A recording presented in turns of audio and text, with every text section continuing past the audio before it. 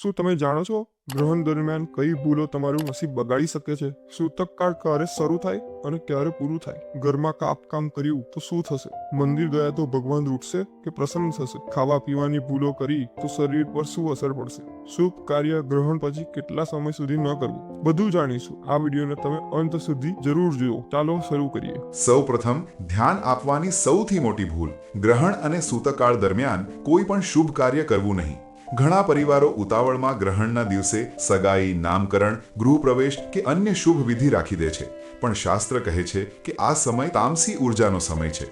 આ ઉર્જા વચ્ચે શરૂ કરાયેલ શુભ કાર્ય ક્યારેય સંપૂર્ણ ફળ આપતું નથી. એટલે ગ્રહણ પૂર્ણ થયા બાદ સ્નાન કરી ઘર શુદ્ધ કરી ત્યારે જ કોઈ શુભ કાર્ય કરો. બીજી ભૂલ છે ખાવા પીવા બાબત બેદરકારી. ઘણા લોકો આ વાતને વહેમ સમજીને ટાળી દે છે, પણ આ પાછળ વૈજ્ઞાનિક કારણ પણ છે. ગ્રહણ સમયે સૂર્ય અથવા ચંદ્રના કિરણો બદલાઈ જાય છે, જેની સીધી અસર ખોરાક અને પાણી પર પડે છે. ખાસ કરીને રાંધેલો ખોરાક આ સમયે ખૂબ ઝડપથી દૂષિત થઈ જાય છે.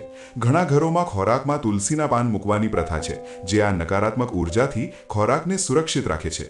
સૂતક શરૂ થાય એ પહેલા ખોરાક બનાવી લો અને ગ્રહણ દરમિયાન ખાવાનું ટાળો. ત્રીજી ભૂલ એ છે કે ઘણા ભક્તો ગ્રહણ સમયે ભગવાનના દર્શન કરવા મંદિર જઈ પહોંચે છે.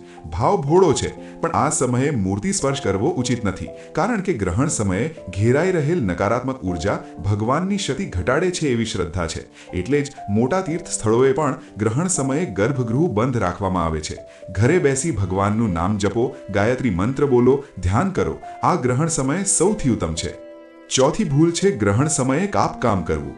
ઘણા લોકો ઘરના કામ ચાલુ રાખે છે, શાકભાજી કાપે છે, નખ કાપે છે, વાળ કાપે છે. પરંતુ ધ્યાન રાખો, ગ્રહણ સમયે ઇલેક્ટ્રોમેગ્નેટિક ઉર્જા અસ્થિર હોય છે.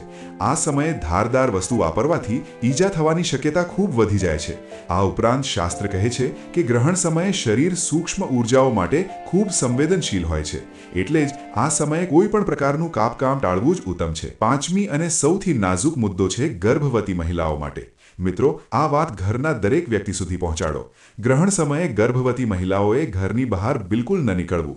ગ્રહણના કિરણો સીધા ગર્ભ પર અસર કરી શકે છે.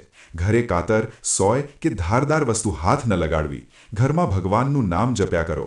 ગ્રહણ દરમિયાન ખોરાક ન લેવો અને ગ્રહણ પૂર્ણ થયા બાદ સ્નાન કરી ઘર શુદ્ધ કરો. આ સાવધાની મા અને બાળ બંનેના ભલા માટે છે. છઠ્ઠી ભૂલ છે ગ્રહણના દિવસે મહત્વના નિર્ણયો લેવા. ઘણા લોકો ગ્રહણના દિવસે વ્યવસાય, સંપત્તિ, લગ્ન જેવા જીવન બદલનારા નિર્ણયો લઈ બેસે છે. પણ ગ્રહણ સમયે મન ખૂબ અસ્થિર હોય છે. નિર્ણય ક્ષમતા ઘટી જાય છે. ઘણા કિસ્સામાં આ સમયે લેવાયેલા નિર્ણયો પછીથી ખોટા સાબિત થાય છે. એટલે ઉતાવળ ન કરો. ગ્રહણ પૂર્ણ થાય, મન શાંત થાય, ઘર શુદ્ધ થાય ત્યારે જ કોઈ મોટો નિર્ણય લો. સાતમી અને છેલ્લી ભૂલ છે ઘરમાં ઝઘડો અને નકારાત્મકતા ફેલાવવી. ગ્રહણ સમયે ઘર અને પરિવારની ઉર્જા ખૂબ સંવેદનશીલ હોય છે. આ સમયે ઘરમાં ક્રોધ, ઈર્ષા, ઝઘડો થાય તો એ નકારાત્મક ઉર્જા ઘરમાં ઘણા લાંબા સમય સુધી ટકી રહે છે. ઘરમાં શાંતિ રાખો, ભજન કીર્તન કરો, હનુમાન ચાલીસા અથવા મહામૃત્યુંજય મંત્રનો જાપ કરો. ઘરનું વાતાવરણ શાંત અને સકારાત્મક રાખવાથી ગ્રહણની અસર ઘટે છે. જો તમને આ માહિતી ઉપયોગી લાગી હોય તો વિડીયોને લાઇક કરો અને તમારા પરિવાર સાથે જરૂરથી શેર કરજો. આવી જ ધાર્મિક અને વૈજ્ઞાનિક માહિતી માટે અમારી ચેનલને સબસ્ક્રાઇબ કરો. જય શ્રી કૃષ્ણ.